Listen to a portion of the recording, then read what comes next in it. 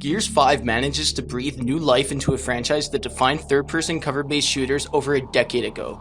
JD, Kate, and Delve reprised their roles from the previous entry as the next generation of Gears, tasked with ending the Locust threat, now known as the Swarm. Fighting alongside them are many familiar faces like Marcus Phoenix, Damon Baird, and Augustus the Coltrane Cole.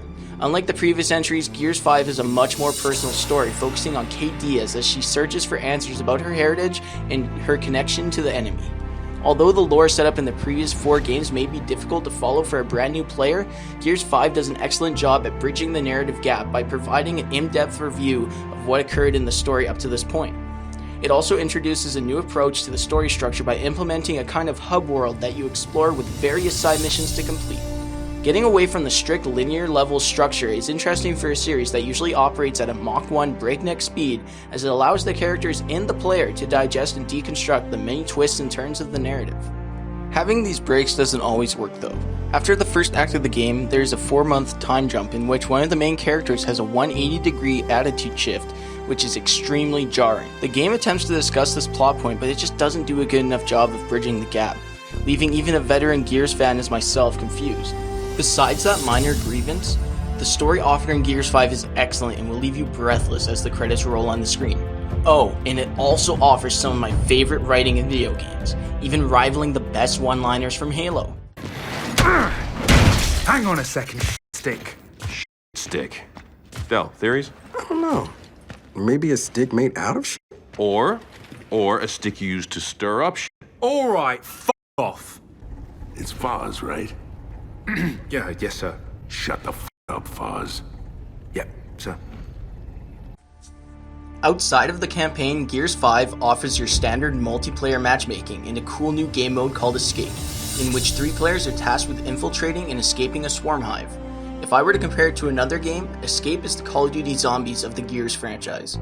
It offers various different maps whose layouts are the same, but what changes is the increasing difficulty of the hive as you get closer to the exit. For players who like non-narrative cooperative play, this will be right up their alley, and with the ability to create and play user-generated maps, Escape will ultimately be what keeps people returning to Gears 5, and I hope they expand and improve on it going forward.